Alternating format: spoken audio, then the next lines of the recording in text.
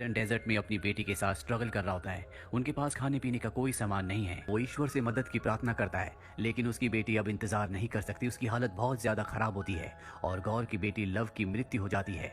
गौर अपनी बेटी की मृत्यु से टूट जाता है। वो अपनी बेटी को वहीं दफन करके उसकी समाधि के ऊपर लेट जाता है। वो भी पूरी तरह से टूट चुका है। लेकिन तभी उसे इस भीड़ में, इस रेगिस्तान में एक जंगल दिखता है जो उसके सामने होता है। उसे लगता है कि गॉड ने उसकी मदद के लिए उसे एक रास्ता दिखाया है और वो उस जंगल के अंदर चला जाता है, जहाँ उसे पीने के लिए पानी, खाने के लिए फल मिलते हैं। और जब वो उन फलों को खा रहा होता है, तभी वो देखता है कि उसके सामने देवता रापू खड़े हैं, जिनसे उसने मदद मांगी थी। रापू देवता गौर से कहते हैं कि तुम मेरे फल नहीं खा सकते। गौर कहता है कि मैंने आपसे मदद मांगी थी और आप शायद मेरी मदद करने के लिए यहाँ पर आए हैं। वो कहते हैं कि नहीं, मैंने एक नेक्रोसोड को मारा है, इसीलिए मैं आज खुश हूँ। लेकिन यहाँ पर गौर बहुत दुखी होता है क्योंकि उसकी बेटी अब इस दुनिया में नहीं रही। वो देवता रापू से कहता है कि हमारी पूरी की पूरी जाति खत्म हो चुकी है। मैं अपनी जाति का अकेला बचा हूँ जो आपको पूजता हूँ। अगर मैं भी मर गया तो आपको पूजने वाला कोई नहीं रहेगा। अभी कुछ देर पहले मेरी बेटी भी मारी गई। मैंने आपसे मदद की गुहार लगाई थी, लेकिन आप सही वक्त पर नहीं आए। देवता रापू कहते हैं कि अगर तेरी बेटी मारी गई तो इसमें कोई दुख करने की बात नहीं है। वैसे भी देवताओं को खुश करने के लिए इंसानों की बलि दी जाती है। ये सुनकर गौर को बहुत गुस्सा आता है और यहाँ पर जो नेक्रोसोड की तलवार होती है वो उससे देवता को मार देता है और कहता है कि कोई भी देवता पूजनीय नहीं है। जब भी हमें मदद की जरूरत होती है तो कोई हमारी मदद करने के लिए नहीं आता और आज से जो भी देवता मेरे सामने आएगा मैं उसे मार दूंगा। सभी देवता मेरे दुश्मन हैं। वहीं दूसरी तरफ हमें थॉर को दिखाया जाता है जो गार्डियंस ऑफ द गैलेक्सी में शामिल हो गया था, लेकिन वो हमेशा जेन को याद करता है जिससे वो कभी प्यार करता था। पर अब वो दोनों अलग हो चुके हैं और अब थॉर पूरी दुनिया से अलग एक साधु, एक संत की जिंदगी जीता है। और जब भी उसे गार्डियंस ऑफ द गैलेक्सी की टीम बुलाती है तो वो उनका साथ देने के लिए चला जाता है। एक बार फिर से उसके पास पीटर क्विल आता है और कहता है कि हमें तुम्हारी जरूरत है। वो उनकी मदद करने के लिए युद्ध में पहुंच जाता है, जहां वो अपनी शक्तियों का इस्तेमाल करके इस युद्ध को जीत जाता है। वहीं दूसरी तरफ हमें जेन फोस्टर को दिखाया जाता है जो थॉर से 8 साल पहले अलग हो गई थी और अब वो एक प्रोफेसर लेक्चरर है, लेकिन उसे बहुत ही खतरनाक बीमारी है और बहुत जल्द उसकी मृत्यु होने वाली है। अब एक दिन जेन फोस्टर को एक किताब दिखती है जो कि वाइकिंग्स की होती है और जब वो इस किताब को पढ़ती है तो इसमें थॉर के हथौड़े के बारे में भी लिखा होता है जो कि अब टूट चुका है। वहीं थॉर को दिखाया जाता है जो गार्डियंस ऑफ द गैलेक्सी की टीम के साथ है और तभी उन्हें पता चलता है कि इस ब्रह्मांड में बहुत सारे ऐसे प्लैनेट्स हैं जो उन्हें मदद के लिए बुला रहे हैं। वो गार्डियंस ऑफ द गैलेक्सी से एक ही बात कह रहे होते हैं कि हमारे देवताओं को मार दिया गया है। और तभी एक वीडियो क्लिप में थॉर अपनी बचपन की दोस्त सिफ को देखता है जो बचपन में उसके साथ एसगार्ड में रहा करती थी। थॉर कहता है कि हमें उनके प्लैनेट को, उनकी दुनिया को बचाने के लिए जाना होगा। पीटर क्विल कहता है कि बहुत सारे प्लैनेट्स को हमारी जरूरत है, क्यों ना हम अलग लग जाएं। थॉर को उसकी बात अच्छी लगती है और वो अपने दोस्त कॉर के साथ सिफ के प्लैनेट में पहुंच जाता है। वो देखता है कि वहां पर इनके देवता को मार दिया गया है। सिफ भी बहुत बुरी तरह से जख्मी होती है। वो थॉर को बताती है कि जिसने हमारा ये हाल किया है अब उसका अगला टारगेट एसगार्ड है। वो एसगार्ड को खत्म करने के लिए जा रहा है और एसगार्ड अब धरती पर है, क्योंकि जब एसगार्ड पूरी तरह से तबाह हो गया था तो उसके बाद एसगार्ड के जितने भी लोग थे वो सब अर्थ पर आ गए थे, जहां पर वो इंसानों के साथ घुल मिल कर रहते हैं। और इनकी जो नई किंग है उसका नाम है वेलकरी। दूसरी तरफ हमें गौर को दिखाया जाता है जो अब बहुत शक्तिशाली हो गया है। उसके पास जो नेक्रोसोर्ड होती है उसने उसे बहुत शक्तियां दी होती है। उसको देखकर ही लगता है कि उससे ताकतवर शायद अब कोई भी नहीं है और वो अपनी नेक्रोसोर्ड से यहाँ पर बहुत सारे दानव को बना देता है, जिसके बाद वो सब के सब एसगार्ड के ऊपर यानी कि अर्थ के ऊपर हमला कर देते हैं। वेलकरी उन सब का सामना करती है और अब यहाँ पर थॉर भी आ जाता है। ये सब के सब उनसे लड़ रहे होते हैं और इसी लड़ाई के बीच में यहाँ पर आती है जेन फोस्टर जो कि अब माइटी थॉर के रूप में है। दरअसल जब उसने किताब में थॉर के हथौड़े मायनीर के बारे में पढ़ा था तो उसमें लिखा था कि जो भी उस हथौड़े को उठाता है उसकी सारी बीमारियां ठीक हो जाती है। जिसके बाद वो एसगार्ड गई थी, जहां उसने देखा था कि थॉर का हथौड़ा टूटा हुआ है जो कि उसकी बहन हेला ने तोड़ दिया था। पर जब वो उसके पास गई तो उसके अंदर हलचल होना शुरू हो गई और अगले पल वो हथौड़ा जुड़ गया और जब उसने उस हथौड़े को उठाया तो उसकी सारी बीमारियां ठीक हो गई। इसके बाद वो बन गई माइटी थॉर। थॉर का हथौड़ा उसे देखकर इसलिए अपने आप ही जुड़ गया क्योंकि थॉर ने कभी अपने मायनीर को यानी कि हथौड़े को कहा था कि तुम्हें हमेशा जेन फोस्टर का ध्यान रखना है और ये बात अब तक उस हथौड़े को याद थी। और जब उसने देखा कि जेन फोस्टर को उसकी जरूरत है तो वो अपने आप ही जुड़ गया, जिसे उठाने के बाद जेन फोस्टर बन गई माइटी थॉर और अब वो थॉर के साथ मिलकर गौर की सेना से लड़ना शुरू कर देती है। गौर अपने एक मॉन्स्टर की मदद से एसगार्ड के बच्चों को अपने साथ उठाकर ले जाता है। हालांकि थॉर उसे रोकने की कोशिश करता है लेकिन वो ऐसा नहीं कर पाता। दरअसल गौर को थॉर का स्ट्रॉम ब्रेकर चाहिए क्योंकि वो किसी भी दुनिया का रास्ता खोल सकता है। वहीं एसगार्डियंस को दिखाया जाता है जो अपने बच्चों के लिए परेशान होते हैं। थॉर उनसे कहता है कि मैं उन बच्चों को किसी भी कीमत पर वापस लाऊंगा। वेलकरी थॉर को बताती है कि गौर के पास नेक्रोसोर्ड है। जेन फोस्टर पूछती है कि ये नेक्रोसोर्ड क्या है। थॉर बताता है कि ये एक ऐसी तलवार है जिससे वो देवताओं को मार सकता है, साथ ही कई सारे मॉन्स्टर्स को पैदा भी कर सकता है। ये तलवार बहुत खतरनाक है जो अलग अलग समय में अलग अलग मास्टर्स को चुनती है और इस वक्त उसने गौर को चुना है और जिसे भी तलवार चुनती है वो पूरी तरह से अपनी अच्छाई को खो देता है। अब ये बातें कर ही रहे होते हैं कि तभी हाइमदाल का बेटा जिसे गौर अपने साथ उठा कर ले गया है उसकी एक होलोग्राफिक इमेज यहाँ पर आती है क्योंकि उसके अंदर शक्तियां हैं। थॉर उसे कहता है कि तुम कहां पर हो। वो कहता है कि मुझे नहीं पता, मैं अपनी शक्तियों को अच्छे से इस्तेमाल नहीं कर सकता। थॉर कहता है कि तुम्हें फोकस करना होगा। और जब वो फोकस करता है तो थॉर उस तक पहुंच जाता है। जी थॉर से कहते हैं कि हमें यहाँ से ले जाओ, यहाँ पर बहुत अंधेरा है।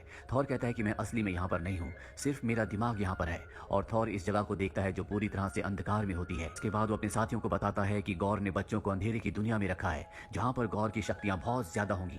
इसीलिए हमें एक पूरी टीम की जरूरत है ताकि हम गौर को हराकर बच्चों को वापस ले आएं। और अभी अपनी टीम को बड़ा करने के लिए चारों के चारों देवताओं की दुनिया में जाते हैं जहाँ पर इनकी बात को कोई भी सीरियसली नहीं लेता।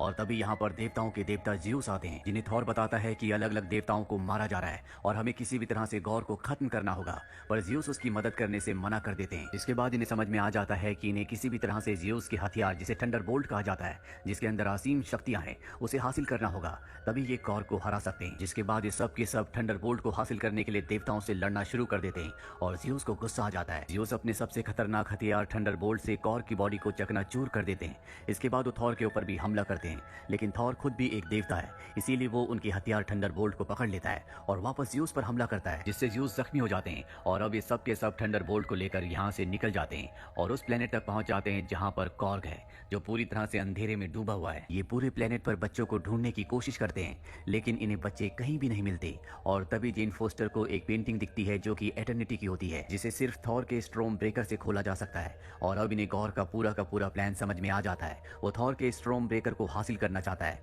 ताकि वो इटर्निटी के दरवाजे को खोल सके। इसीलिए गौर ने इन सबको यहाँ पर जाल बिछाकर बुलाया है, क्योंकि ये उसकी अंधेरों की दुनिया है। और अगले पल इनके सामने गौर आ जाता है। अब गौर के बीच में और इन सब के बीच में फाइट होना शुरू हो जाती है। गौर इन सब के ऊपर हावी हो रहा होता है, क्योंकि ये गौर की अंधेरे की दुनिया है, जिसके चलते वो वेलकरी को घायल कर देता है। थॉर को समझ में आ जाता है कि अगर उसे वेलकरी को और अपने बाकी साथियों को बचाना है तो उसे यहाँ से निकलना पड़ेगा। इसीलिए वो अपने स्ट्रोम ब्रेकर की मदद से बाइफ्रोस्ट के दरवाजे को खोलता है और वहां से सबके साथ निकलने लगता है। लेकिन तभी गौर उसके स्ट्रोम ब्रेकर को पकड़ लेता है और अपने साथियों के साथ यहाँ से टेलीपोर्ट होकर अर्थ पर चला जाता है। लेकिन उसका स्ट्रोम ब्रेकर अब गौर के पास है, जिसकी गौर को हमेशा से जरूरत थी। वहीं थॉर और जेन फोस्टर और उसके साथियों को दिखाया जाता है जो अर्थ पर पहुंच चुके हैं।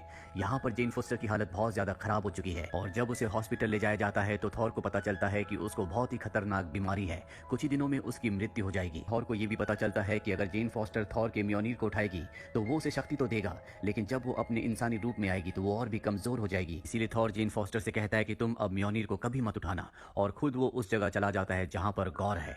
गौर को दिखाया जाता है जो थॉर के स्ट्रोम ब्रेकर से एटर्निटी के दरवाजे को खोल रहा होता है। और तभी थॉर यहाँ पहुंच जाता है जिसके पास ज़्यूस का थंडरबोल्ट है। दोनों के बीच में फाइट होना शुरू हो जाती है। वहीं थॉर का जो स्ट्रोम ब्रेकर होता है वो एटर्निटी के दरवाजे को खोल रहा होता है, और एक बार अगर दरवाजा खुल गया तो गौर जो चाहे वो मांग सकता है, और गौर सभी देवताओं का सर्वनाश मांगेगा। इसीलिए थॉर किसी भी कीमत पर उसे रोकना चाहता है। और गौर ने अपनी तलवार से यहाँ पर अब बहुत सारे डीमंस को पैदा कर दिया है। इसीलिए थॉर अपनी सारी शक्तियां उन सभी बच्चों को भी दे देता है जो यहाँ पर होते हैं, और बच्चे भी डीमंस के ऊपर हमला कर देते हैं क्योंकि उनके अंदर अब थॉर की शक्तियां हैं। थॉर को दिखाया जाता है जो गौर से लड़ रहा होता है, पर गौर उससे भी ज्यादा शक्तिशाली है, इसीलिए थॉर पर पूरी तरह से हावी हो रहा होता है। और तभी यहाँ पर आ जाती है जेन फोस्टर जो कि माइटी थॉर है। उसने एक बार फिर से म्योनीर को उठा लिया है। वो म्योनीर के एक ही वार से गौर की तलवार को चकनाचूर कर देती है। और जब थॉर देखता है कि यहाँ पर जेन फोस्टर ने एक बार फिर से म्योनीर को उठा लिया है तो उसे दुख होता है, क्योंकि वो जानता है कि जब भी वो अपने इंसानी रूप में दोबारा आएगी तो उसकी मृत्यु हो जाएगी। और जेन फोस्टर से कहता है कि तुम चिंता मत करो, मैं तुम्हें कुछ नहीं होने दूंगा। और अब इटर्निटी का दरवाजा खुल चुका है जिसके अंदर गौर जा चुका है, और उसके सामने अब इटर्निटी है जिनसे वो विश मांगने वाला होता है कि सभी देवता मारे जाए। पर तभी थॉर वहां पर आ जाता है और वो गौर से कहता है भले तुम सभी देवताओं को मार दो, लेकिन फिर भी तुम्हें शांति नहीं मिलेगी। शांति सिर्फ प्यार में है, यानी कि लव में। और जबकि मैं मरने वाला हूँ क्योंकि मैं एक देवता हूँ, तो मैं अपनी जिंदगी के आखिरी पल अपने प्यार अपने लव के साथ बिताना चाहता हूँ, यानी कि जेन फोस्टर के साथ। लव वर्ड सुनने के बाद यहाँ पर गौर को अपनी बेटी की याद आती है जिसका नाम लव था, जो कि अब मारी जा चुकी है। वो एटर्निटी से कहता है कि मैं किसी भी देवता को नहीं मारना चाहता, मुझे मेरी बेटी वापस दे दो। जिसके बाद उसकी बेटी जिंदा हो जाती है और अगले पल दिखाया जाता है कि गौर अपनी बेटी की गोद में है। दरअसल वो इतने वक्त से नेक्रोसोर्ड तलवार को इस्तेमाल कर रहा था जिससे अब वो कमजोर हो चुका है। उसकी जिंदगी का आखिरी पल है, लेकिन उसे अपनी बेटी की गोद में बहुत अच्छा लग रहा होता है। वहीं दूसरी तरफ थॉर को दिखाया जाता है जिसकी गोद में जेन फोस्टर है, जिससे थॉर बहुत प्यार करता है, और जेन फोस्टर उसकी गोद में अपना दम तोड़ देती है। दूसरी तरफ गौर को भी इस बात की चिंता होती है कि उसके जाने के बाद उसकी बेटी का ध्यान कौन रखेगा। तभी वहां पर थॉर आता है और कहता है कि तुम चिंता मत करो, तुम्हारे बाद मैं तुम्हारी बेटी का हमेशा ध्यान रखूंगा। जिसके बाद गौर की भी मृत्यु हो जाती है। अंत में दिखाया जाता है कि थॉर और सभी बच्चे अब वापस अर्थ पर आ चुके हैं, जहाँ पर वेलकरी अर्थ पर यानी कि न्यू एस्गार्ड में उन सभी बच्चों को ट्रेनिंग देती है। साथ ही थॉर गौर की बेटी को अपनी बेटी की तरह रखता है। थॉर को उसका म्योनीर यानी कि हथौड़ा मिल चुका है, इसीलिए वो अपने सबसे खतरनाक हथियार स्ट्रोम ब्रेकर को अपनी यानी कि गौर की बेटी को दे देता है जिसका नाम लव है। इसके बाद ये गैलेक्सी गैलेक्सी में अलग अलग जाकर कमजोर लोगों की मदद करते हैं, इसीलिए इनका नाम पड़ जाता है love and thunder. Mid credit scene में हमें ज़्यूस को दिखाया जाता है जो जख्मी होता है और वो अपने लोगों से कहता है कि बहुत जल्दी मेरा बेटा हरक्यूलिस आएगा और वो थॉर का खात्मा कर देगा, क्योंकि अब ज़्यूस थॉर से बदला लेना चाहता है। वहीं एंड क्रेडिट सीन में हमें जेन फोस्टर को दिखाया जाता है जो मरने के बाद वेलहेला पहुंच गई होती है। ये वो जगह होती है जहां पर एसगार्डियन मरने के बाद पहुंचते हैं। दरअसल उसकी मृत्यु माइटी थॉर के रूप में हुई थी, इसीलिए वो वेलहेला पहुंचती है जहां पर उसका स्वागत हाइमडाल करता है। इसी के साथ ये फिल्म, ये कहानी यहीं पर